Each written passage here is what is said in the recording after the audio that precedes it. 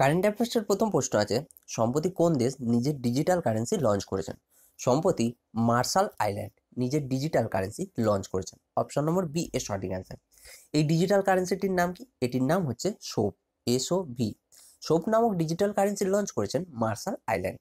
তোমরা ভাবছো যে ডিজিটাল কারেন্সি বলতে কি? ডিজিটাল কারেন্সি হচ্ছে ইন্টারনেটের যে কারেন্সি অ্যাক্সিস হয় সেটিকে বলা হয় ডিজিটাল কারেন্সি, যার কোনো ভৌতিক রূপ হয় না। কেবল ইন্টারনেটের মাধ্যমে ডিজিটাল কারেন্সির লেনদেন করতে পারবো। মানে ইন্ডিয়ান কারেন্সি যে আমাদের পকেটে থাকে, আমরা পকেটে হাত দিয়ে ব্যবহার করতে পারবো, টাচ করতে পারবো, কিংবা ছিঁড়ে ফেলে দিতে পারবো, কিন্তু ডিজিটাল কারেন্সিকে ভৌতিকভাবে কোনো রূপেই ইউজ করা যাবে না। কেবলমাত্র ইন্টারনেটের মাধ্যমে এটির লেনদেন হয়, সেটিই হচ্ছে ডিজিটাল কারেন্সি। এবার দেখো এখানে ডিজিটাল কারেন্সির কথা এসেছে। তো সম্প্রতি এবার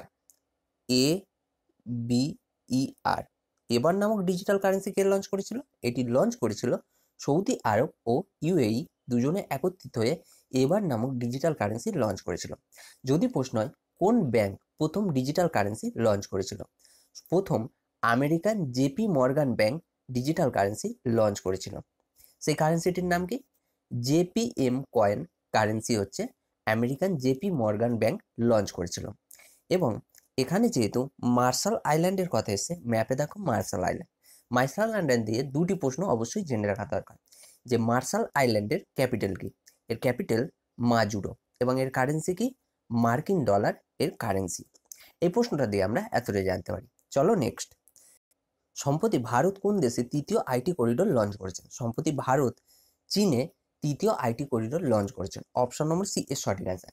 চীনের সুজৌতে ভারত তৃতীয় আইটি করিডোর লঞ্চ করেছেন। এখানে এসছে দেখো করিডোরের কথা। করিডোর বলতে কি?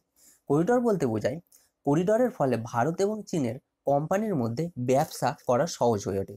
এই জন্যই এই করিডোর লঞ্চ করেছেন ভারত চীনে, এবং ভারত চীনে তৃতীয় করিডোর লঞ্চ করেছেন চীনের সুজৌতে। এবার যেহেতু এখানে চীন এসছে, ম্যাপে দেখো চীনের ক্যাপিটাল বেইজিং, চীনের কারেন্সি রেনমিনবি, এবং চীনের প্রেসিডেন্টকে শি জিনপিং, চীনের প্রেসিডেন্ট। চীন সম্পর্কে এই সমস্ত তথ্য আমি তোমাদের বহুবার বলেছি, নিশ্চয়ই তোমাদের এই সমস্ত তথ্য মনে হয়ে গেছে। চলো নেক্সট প্রশ্ন আছে, সম্প্রতি নতুন ফিনান্স সেক্রেটারি রূপে কাকে নিযুক্ত করা হয়েছে? এই প্রশ্নের অ্যান্সার তোমাদের অবশ্যই জানা দরকার, কারণ এই প্রশ্নের অ্যান্সার আমি তোমাদের আগে করিয়ে দিয়েছি। নতুন ফিনান্স সেক্রেটারি রূপে কাকে নিযুক্ত করা হয়েছে? সুভাষচন্দ্র গড়কে। অপশন নম্বর এ এর সঠিক অ্যান্সার। ইনি হচ্ছেন সুভাষচন্দ্র গড়, যিনি সম্প্রতি নতুন ফিনান্স সেক্রেটারি রূপে নিযুক্ত হয়েছেন। এখানে দেখো আরো তিনটি অপশন আছে।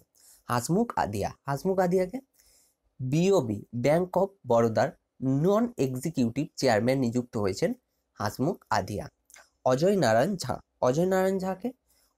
ঝা হচ্ছে 15তম ফিনান্স কমিশনের সদস্য নিযুক্ত হয়েছেন অজয় নারায়ণ ঝা। এবার এখানে দেখো অশ্বিনী লোহানিকে এয়ার ইন্ডিয়ার MD এবং CEO নিযুক্ত হয়েছেন অশ্বিনী লোহানি। এবার যেহেতু এখানে ফিনান্সের কথা এসেছে, তো ফিনান্স দিয়ে দুটি প্রশ্ন আসতে পারে। যেমন প্রশ্ন আসতে পারে যে 1 টাকার নোটে কার সই থাকে, মানে কার সিগনেচার থাকে 1 টাকার নোটে? 1 টাকার নোটে ফিনান্স সেক্রেটারি সিগনেচার থাকে।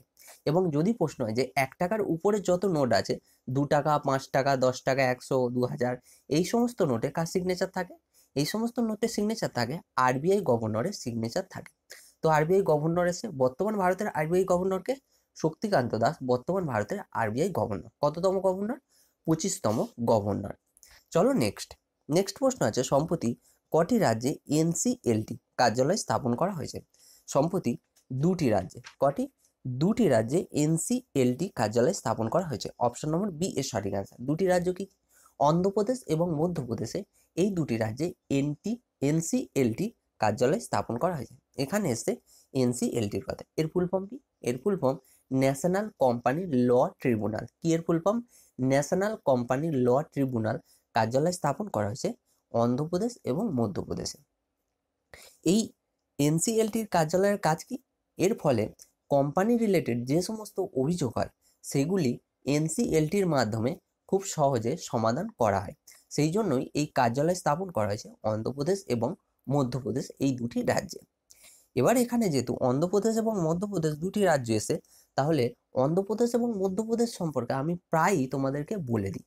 যে আজকে কিন্তু আমি তোমাদেরকে অন্ধ্রপ্রদেশ এবং মধ্যপ্রদেশ সম্পর্কে যে সমস্ত তথ্য আছে সেগুলো আমি রিভাইজ করাবো না। তোমরা ভিডিওটি এখানে পজ করে অন্ধ্রপ্রদেশ এবং মধ্যপ্রদেশ সম্পর্কে যে সমস্ত তথ্য আছে সেগুলি তোমরা কমেন্ট বক্সে লিখে দাও, তবেই কিন্তু আমি বুঝবো যে তোমাদের প্রিপারেশন ঠিকঠাক চলছে। চলো নেক্সট। সম্প্রতি WHO মুখ্য বৈজ্ঞানিক রূপে কাকে নিযুক্ত করা হয়েছে? এর মুখ্য বৈজ্ঞানিক রূপে নিযুক্ত করা হয়েছে সোমিয়া স্বামীনাথনকে। অপশন নম্বর এ এর সঠিক আছে। ইনি হচ্ছেন সোমিয়া স্বামীনাথন, যিনি WHO মুখ্য বৈজ্ঞানিক রূপে নিযুক্ত হয়েছেন। এবং সোমিয়া স্বামীনাথন হচ্ছে প্রথম ভারতীয় যিনি WHO মুখ্য বৈজ্ঞানিক রূপে নিযুক্ত হয়েছেন। যদি প্রশ্ন হয় তাহলে WHO মুখ্য বৈজ্ঞানিক রূপে কোন ভারতীয় প্রথম নিযুক্ত হয়েছিল? সোমিয়া স্বামীনাথন। এবার দেখো এখানে আরো 3টি অপশন আমি ডিভাইসের জন্য রেখেছি। হেমন্ত ভার্গব। হেমন্ত ভার্গবকে আইডিবিআই ব্যাংকের নন এক্সিকিউটিভ চেয়ারম্যান নিযুক্ত হয়েছেন Hemant Bhargava. Bhagwan Lal Sahani National Commission for Backward ক্লাসেসের অধ্যক্ষ নিযুক্ত হয়েছেন ভগবান লাল সাহানি। এবং NN সিনহা NHAI এর অধ্যক্ষ নিযুক্ত হয়েছেন NN সিনহা। এবং WHO মুখ্য বৈজ্ঞানিক রূপে নিযুক্ত হয়েছেন সোমিয়া স্বামীনাথন। এখানে যেহেতু WHO কথা এসে, WHO ফুল ফর্ম কি? ওয়ার্ল্ড হেলথ অর্গানাইজেশন, যেটি স্থাপিত হয়েছিল 1948 সালে। এবং এর হেডকোয়ার্টার কোথায়? জেনেভা, সুইজারল্যান্ডে WHO হেডকোয়ার্টার অবস্থিত। এবং WHO এর ডিজি টেড্রোস আধানো। চলো নেক্সট। নেক্সট আছে সম্প্রতি AICF কে রাষ্ট্রীয় খেলা রূপে কে মান্যতা প্রদান করেছেন? AICF কে রাষ্ট্রীয় খেলা রূপে মান্যতা প্রদান করেছেন খেলা মন্ত্রণালয়। অপশন নম্বর ডি এর সঠিক অ্যান্সার। খেলা মন্ত্রণালয় AICF কে রাষ্ট্রীয় খেলা রূপে টেম্পোরারি মান্যতা প্রদান করেছেন। এখানে এসে দেখো AICF এর ফুল ফর্ম কি? All India carrom federation. কি? অল ইন্ডিয়া ক্যারাম ফেডারেশনকে রাষ্ট্রীয় খেলা রূপে টেম্পোরারি মান্যতা প্রদান করেছেন খেলা মন্ত্রণালয়। তো তোমরা কি কমেন্ট বক্সে জানাতে পারবে যে বর্তমান ভারতের খেলামন্ত্রীকে? পারলে তোমরা এটি অবশ্যই কমেন্ট বক্সে জানিও। চলো নেক্সট। নেক্সট প্রশ্ন আছে, সম্প্রতি প্রধানমন্ত্রী মোদীর বক্তৃতার উপর একটি পুস্তক কে লঞ্চ করেছেন? প্রধানমন্ত্রী মোদীর বক্তৃতার উপর একটি পুস্তক লঞ্চ করেছেন বর্তমান ভারতের অর্থমন্ত্রী Arun Jaitley. Option number B এর সঠিক অ্যান্সার। অরুণ জেটলি এই পুস্তকটি লঞ্চ করেছেন।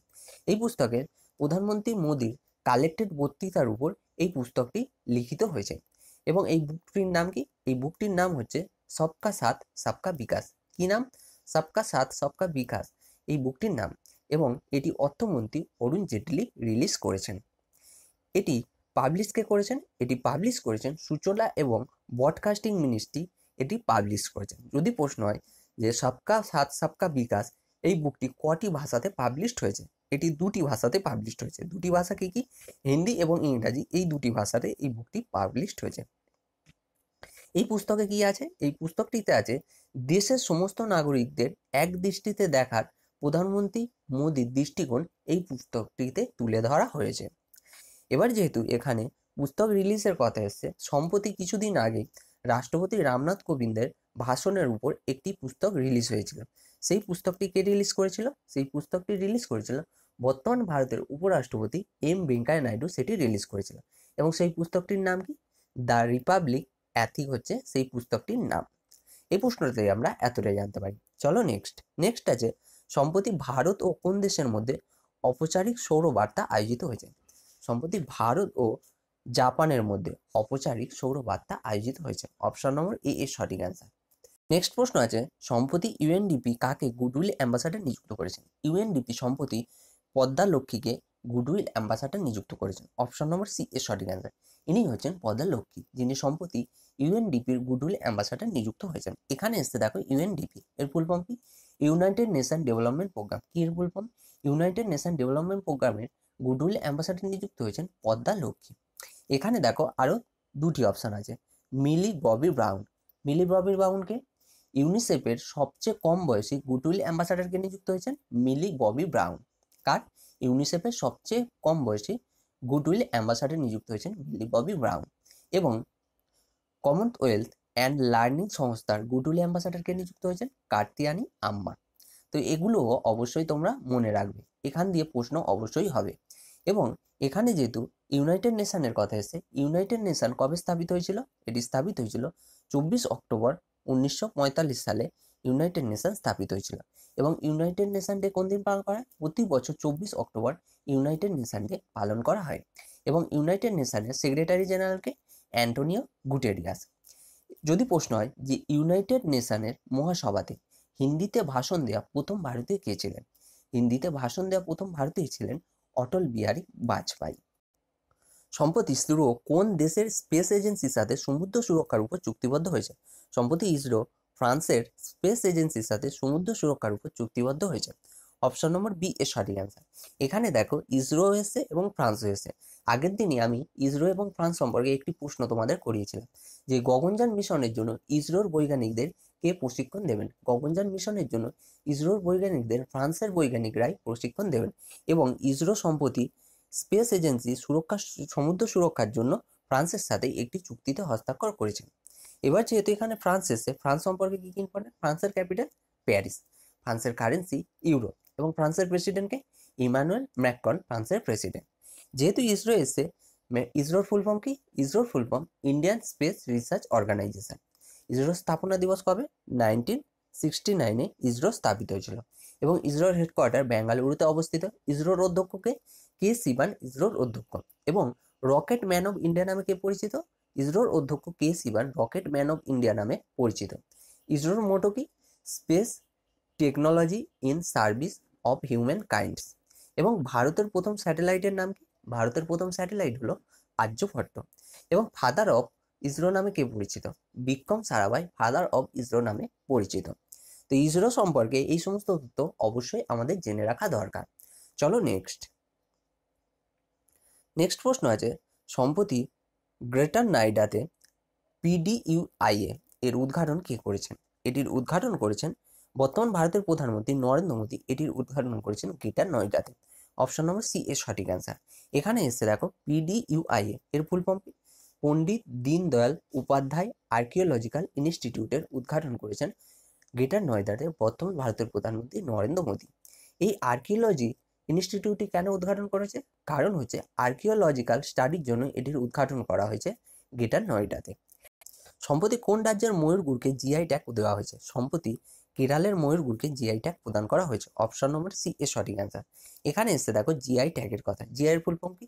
জিওগ্রাফিক্যাল ইন্ডিকেশন ট্যাগ, যেটি প্রদান করা হয়েছে কেরালের ময়ূরগুড়কে। কেন এই ট্যাগ দেওয়া হয়? কারণ হচ্ছে যখন কোনো স্থানে কোনো বস্তু খুবই পপুলার হয়ে যায় তখন তাকে মনে রাখার জন্য এই জিআই ট্যাগ প্রদান করা হয় এবং এটি কেরালের ময়ূরগুড়কে প্রদান করা হয়েছে। যেহেতু এখানে কেরাল এসে, ম্যাপে দেখো কেরালের ক্যাপিটাল তিরুবনন্তপুরম, কেরালের মুখ্যমন্ত্রী পিনারাই বিজয়ন এবং কেরালের গভর্নরকে পি সদাশিবম এখানকার গভর্নর। চলো নেক্সট প্রশ্ন আছে, সম্প্রতি কোন রাজ্য সরকার সংস্কৃতি পুরস্কারের ঘোষণা করেছে? সম্প্রতি আসাম রাজ্য সংস্কৃতি পুরস্কারের ঘোষণা করেছেন। অপশন নম্বর এ এর সঠিক অ্যান্সার। যেহেতু আসাম এই ঘোষণা করেছেন, আসাম দিয়ে কি ইম্পর্টেন্ট? আসামের ক্যাপিটাল দিসপুর, আসামের মুখ্যমন্ত্রী সর্বানন্দ সোনোয়াল এবং গভর্নরকে জগদীশ মুখী। এবং মোস্ট ইম্পর্টেন্ট প্রশ্ন, আসামে অবস্থিত কাজিরাঙ্গা ন্যাশনাল পার্ক, যেখানে একশিঙওয়ালা গন্ডার দেখতে পাওয়া যায়। যদি প্রশ্ন হয় ভারতের কটি রাজ্যে একশিঙওয়ালা গন্ডার দেখতে পাওয়া যায়? ভারতের 2টি রাজ্যে একশিঙওয়ালা গন্ডার দেখতে পাওয়া যায়, আসাম এবং পশ্চিমবঙ্গে। এই প্রশ্নটা থেকে আমরা এতটাই জানতে পারি। এবার আমরা দেখে নেব লাস্ট ভিডিওর কোশ্চেন অ্যান্সার। লাস্ট ভিডিওর প্রশ্ন ছিল, সম্প্রতি ন্যাশনাল আর্চিভস অফ ইন্ডিয়া এর ডিরেক্টর জেনারেল কে নিযুক্ত হয়েছেন? এর ডিরেক্টর জেনারেল নিযুক্ত হয়েছেন PV Ramesh. Option number D এর সঠিক অ্যান্সার। প্রায় সবাই এই প্রশ্নের সঠিক অ্যান্সার দিয়েছে, কিন্তু তোমাদের বারবার বলছি ডিটেলসে অ্যান্সার দাও। ডিটেলসে অ্যান্সার দিলে তোমাদেরই সুবিধা, তোমাদের জিনিসটা রিভাইজ হয়ে যাবে এবং মনেও থাকবে ভালোভাবে।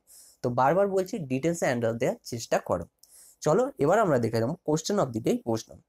কোশ্চেন অফ দি ডে প্রশ্ন আছে, সম্প্রতি ঐসব সাইদ কোন দেশে ভারতের রাজদূত নিযুক্ত হয়েছে? যেটি সঠিক অ্যান্সার হবে সেটি তোমরা কমেন্ট বক্সে জানিও।